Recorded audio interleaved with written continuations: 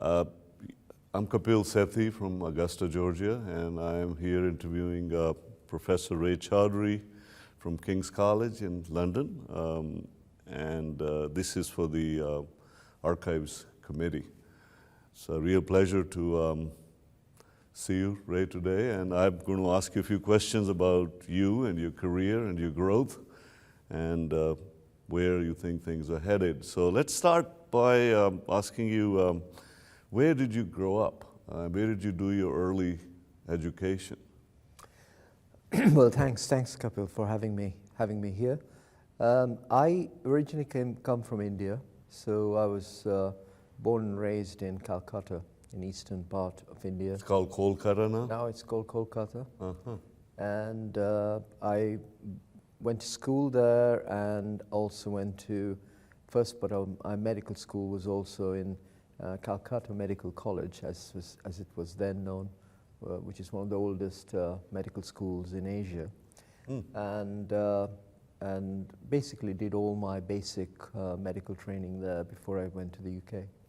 Okay, so did you always know that you were going to be a neurologist? And especially, tell me a little bit about what interested you about the field of movement disorders, and when did you get interested in this field?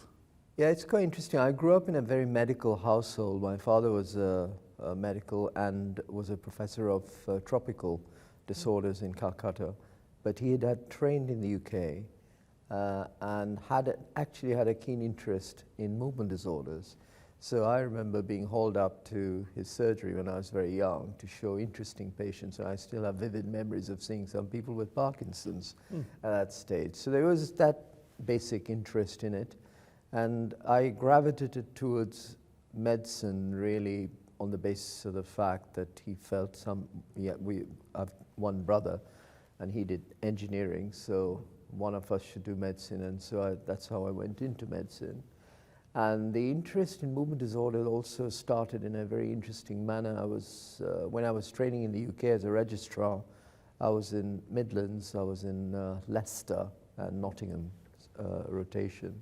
Right. And my first registrar job was given the choice to either go into diabetes and endocrinology or neurology. And neurology appealed to me more because of my younger days. And my first job in neurology involved a ward which had a specific interest in Parkinson's management. And in a way, you could argue that really sparked it off. So that was your hero, like somebody that's your role model. Did you have a role model that you wanted to follow, and a person who might have influenced your decision about going into movement disorders? I think I mean, we had, or particularly me, I had several role models. In the early stages, I think I was quite influenced by my father from the very early stage in terms of coming into neurology and having an academic interest. And I think perhaps the two people who have really influenced me, one would be, in fact, David Brooks, who I worked with as a registrar for a long time, and really gave me the break into academic movement disorders when I was with him at Hammersmith. And since then, we've continued to have a very strong academic relationship as well as being friends now. The other person I think I've been particularly influenced by is Stan Farn, bringing the whole issue about molecular genetics and basic sciences and translating it into very high quality clinical science. You and me both. Stan Farn has influenced me, and I guess everybody else in the field. Is almost a father of modern movement disorders. Absolutely. So you worked with David Brooks, but did you do much work in the field of neuroimaging, or you stuck to something different? And exactly what you think has been your biggest contribution? I know a little bit about your interest in non-motor aspects of Parkinson's disease, so would you elaborate on something in that area? Yes, I mean, I think when I was with David, and I also worked with Richard Frakowiak in that stage, there was a surrogate interest in imaging. although my main focus at that stage was clinical neurology. And we did, or I got to do some PET imaging studies with David and with Richard. Not necessarily in movement disorders, so some of it spanned other conditions as well. But then I moved into more the Parkinson's work during my research period when I was at the National Hospital at Queen Square, where I had a chance to work with Chris Mathias and Roger Bannister and the late David He Marsden. was interested in autonomic nervous system, wasn't he? And so that, in fact, really brought my interest in non-motor Parkinson's. So this was the late 90s, mid and late 90s, and there was work on autonomic neuroscience, and pure autonomic failure and multiple system atrophy were the ones we were looking at, neurohormonal responses and so on.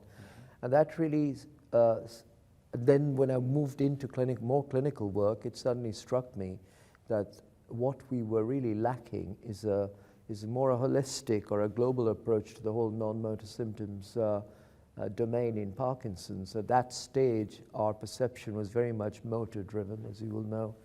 And also, for instance, the UPDRS had one question on sleep. That was basically it. Yes, yes. But you know, I was impressed by the fact that people had cognitive issues, sleep issues, pain, and you know, and that sort of overlapped a lot with the autonomic symptoms that I'd noticed. So really that sparked off my interest in trying to develop that field. And I would think that in terms of contribution, it would be the global measures of non-motor symptoms, developing the first international consortium or group that you were part of. Yes, I really enjoyed that. Developing, you know, this work packages, and each work package coming back and reporting on the different domains of the non-motor symptoms, which subsequently went on to become the NMS questionnaire, which has really been and the adopted scale, now. and the scale, of course, it's been now used in some trials. Correct, and the questionnaire has become a quality standard now for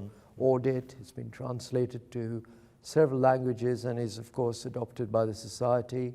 The scale, as you said, which became a subsequent measure, is more a quantitative measure of these symptoms and goes well with the questionnaire, has been now increasingly being used to the trials, which also brings in substantial revenue to the society. Well, that's good. That's good. Our society needs that. So I think that, and then the translation of that, and what I've really seen in the last 5 to 10 years really has been an explosion of work on non-motor symptoms. Sure. All the movement disorders congresses now have specific defined sessions on NMS. Right, right. I think it was a particularly great time for you to come in and really develop that scale. Every field was evolving in this area, appreciating the complexity of what we now call Parkinson's, but may not in the future.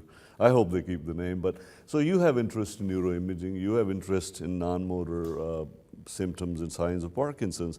Where is the field of functional neuroimaging in the non-motor area?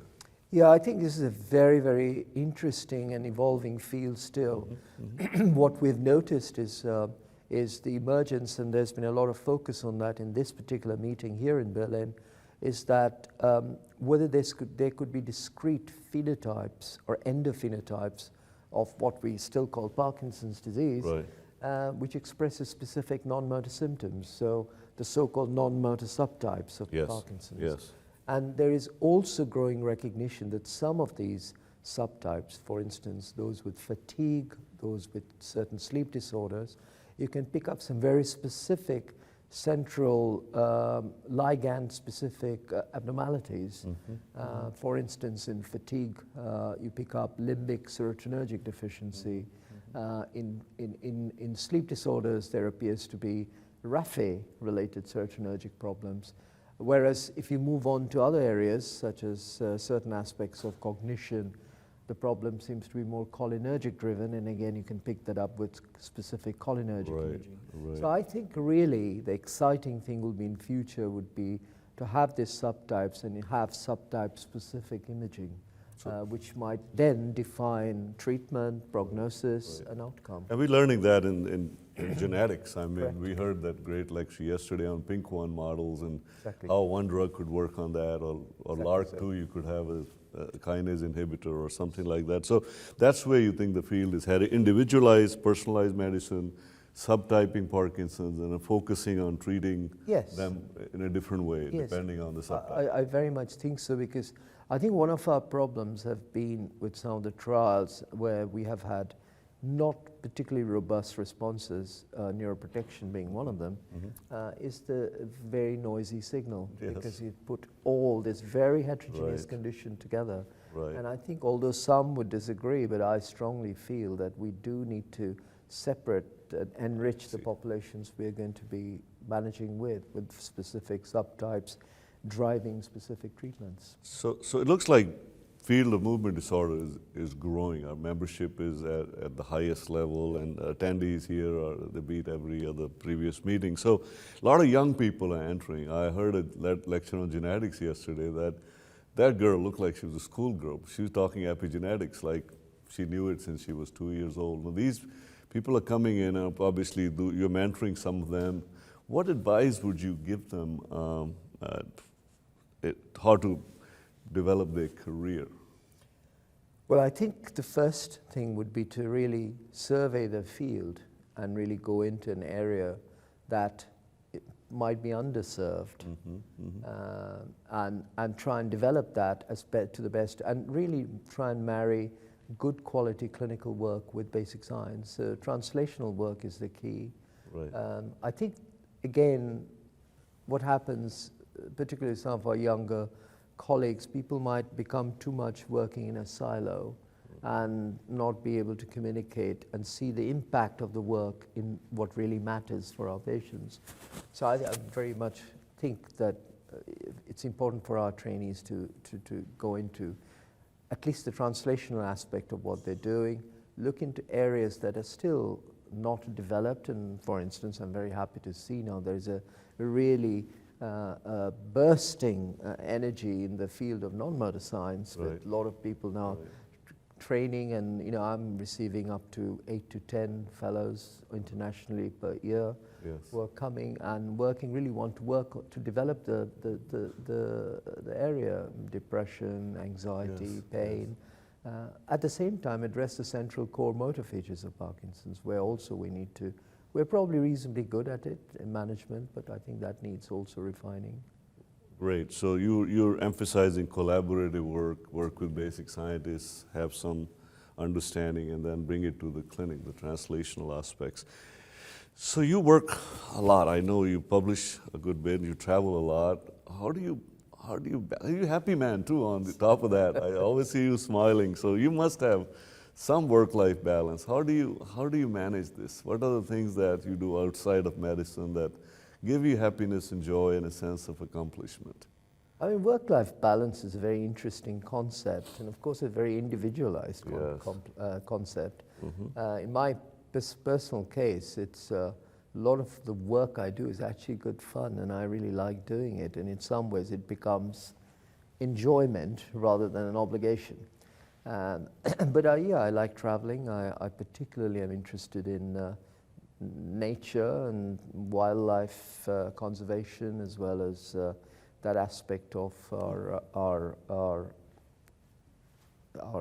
what shall I say, our heritage, really. And so I travel a lot, for instance, to parts of Africa, parts of India, which still got some spectacular wildlife parks, and photography is one. And the other abiding interest is keeping a close and strong interest in the field of music. Yeah, I'm talking about wildlife. I've seen your pictures with the guitar in the hand, with your rock band. Correct, yeah. That's another type of wildlife, isn't it? That certainly is, and that goes back to my growing up days. And it's nice because it's quite different to the more traditional sober concept of neurologists. Yes, and, yes, we're stereotyped, I quite actually. like stirring things up a bit, and rock music gives me that opportunity. That's right. I enjoy it. I have to say that you've got all kinds of talent. So tell me a little bit about your role in the society, what we call now International Parkinson's and Movement Disorder Society, and how has it helped you, or how have you contributed to the society, sort of What's the mutual relationship?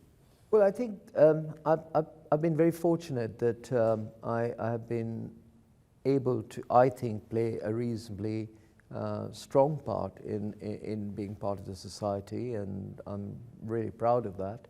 I think my first role was, as in an official position, was becoming member of the Public Relations and Membership Committee, which I subsequently chaired with Joaquin Ferreira. So that was my first role, the organizational role. Subsequently, I became member of the Scientific Programs Committee, which I still am serving on, which I think is an amazing committee. You meet some fantastic colleagues with amazing, diverse educational and academic experience. But another major, I think another role that I've worked in the society, I was the first chair of the first study group, which was set up by Gunther Deutschel, and I became the chair of the non-motor study group, which initially had 6 members. Now we've got 30, and we have a meeting, for instance, today. The study group itself has now developed a network of centers, and we have now over 25 centers, mostly in Europe, and now we're branching into Northern America, Latin America, as well as Asia. Wonderful.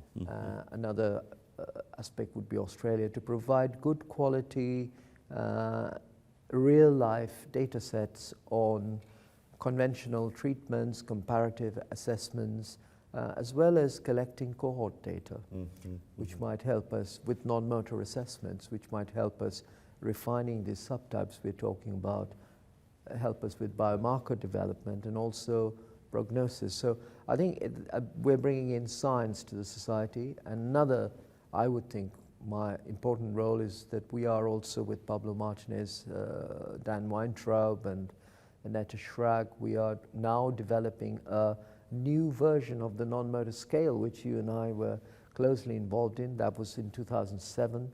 Things have since changed. We have got more awareness of impulse control disorders, things like non-motor fluctuation. All of that has been included, and the MDS has supported us in that. So that's going to be known as the MDS non-motor scale. Oh, very nice, yes. And we hope very much that in future clinical trials which use the MDS UPDRS would also have the MDS NMS as another outcome measure. That's great. So it's been a mutually beneficial relationship with the society. Now, you've been hugely successful, and I'm sure that you did encounter obstacles. Can you look back and say what were the obstacles or biases that you might have encountered, and how did you overcome those? Yes, I think I initially the field of movement disorders was a little closed, and you felt yourself as a little bit of an outsider, particularly me coming in more from a general neurology background and from overseas, particularly in the UK. But there was never a major issue, because I always felt that if you sort of worked hard and stuck to good science, it works. And then there was also, when we were trying to set up the whole non-motor consortium, it was a relatively not particularly well-established field, the whole holistic concept of non-motor symptoms. And I think people felt, what is this guy trying to do? I mean, we have Parkinson's, it's set up in its own way. Every new idea faces that, doesn't it? Exactly so. So it's what came with it. But again, I think if you have a good idea, if you've got, again, some great group of colleagues like yourselves who support that, and I think I was able to overcome that. And also have to recognize that, or also acknowledge that at that stage we also got some very significant support, not just from the society, but also from industry. Yes. I think that's crucial. That relationship can be very productive, and I think this shows that it was productive. Absolutely. So this was not about commercialization, it's not about selling, it was about actually promoting something which in the end has a direct and very tangible impact on a patient's quality of life.